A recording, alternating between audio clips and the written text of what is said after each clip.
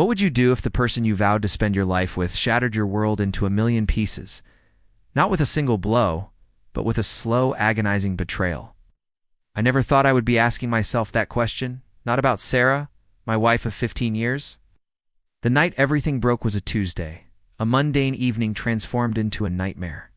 I was scrolling through her phone, looking for a restaurant reservation, when a notification flashed across the screen, too intimate, too suggestive to be innocent. My heart hammered against my ribs, a frantic drumbeat of dread. The glowing screen cast long, accusing shadows. I felt a cold dread seep into my bones, a premonition of the irreversible. The message ended with a kiss emoji and a promise to meet again soon. My world, my carefully constructed reality, was about to collapse. If you genuinely enjoy our stories, please subscribe to the channel, tell us where you're from, and what time it is right now. The humiliation hit me first, a tidal wave of shame that threatened to drown me, not just for myself, but for the naive fool I had been. Sarah, my beautiful, vivacious Sarah, was cheating. The thought was a physical blow, leaving me gasping for air. I watched her sleep that night, her face serene, utterly unaware of the earthquake that had just ripped through my soul. The man in the text, a name I didn't recognize, haunted my thoughts. Who was he? How long had this been going on? Over the next few weeks, I started noticing things, small at first, then glaringly obvious. Once left carelessly on the counter, was now always with her, face down. Late nights at work events became more frequent, her explanations vague and rehearsed. Her perfume, a scent I knew intimately, was often mixed with a faint, unfamiliar cologne.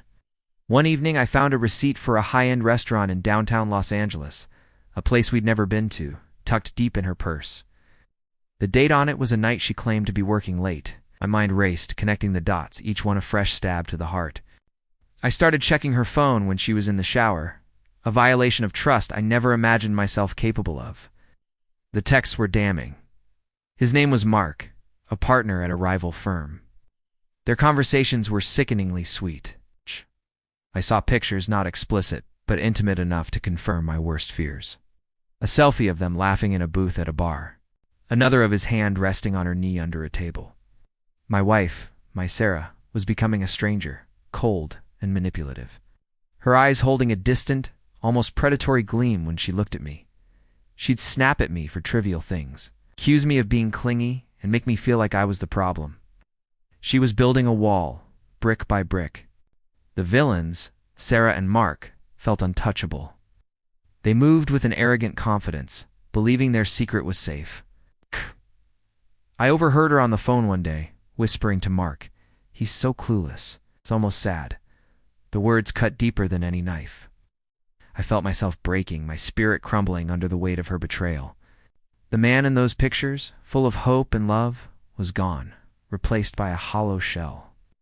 But in that brokenness, a cold resolve began to form. I wasn't going to be the clueless husband anymore. I wasn't going to let them get away with it. I started planning meticulously, strategically. I bought a tiny, high-definition camera, no bigger than a button, and installed it discreetly in our living room. Pointed towards the main entrance and the couch, I placed another in the kitchen, near the back door. I needed proof, undeniable, irrefutable proof. I also started backing up all her digital communications, using a software I found online. Every text, every email, every photo, it all went into a secure, encrypted folder. My revenge wasn't going to be a fit of rage. It was going to be a masterpiece of calculated destruction. I consulted with a divorce attorney, a sharp woman named Ms. Davies, whose office was on the 30th floor of a skyscraper. I laid out my case, presenting the initial evidence I had gathered.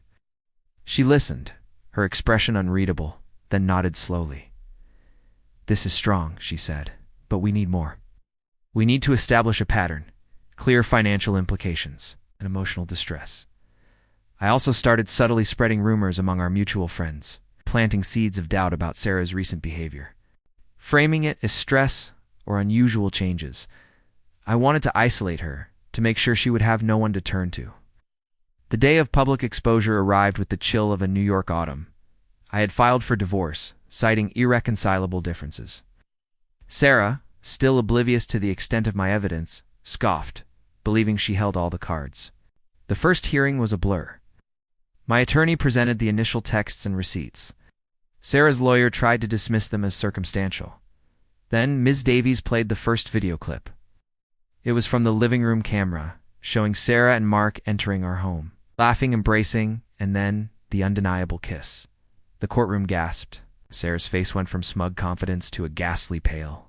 More clips followed, showing them in our kitchen, sharing intimate moments, discussing their future, mocking me. The financial records I had painstakingly gathered revealed that Sarah had been siphoning money from our joint account to fund lavish gifts for Mark. The social fallout was immediate and brutal. Our friends, once her loyal circle, turned their backs. Her reputation at work was shattered. The firm, fearing scandal, quietly let her go. Legally, she was ruined. The prenuptial agreement, which she had once dismissed as a formality, now ensured she walked away with almost nothing. The judge, visibly disgusted by the evidence, awarded me full ownership of our home and significant alimony. Mark, exposed and humiliated, disappeared from the city, his own career in tatters. I saw Sarah one last time, months later, in a coffee shop in Miami, a city she had fled to, trying to start over.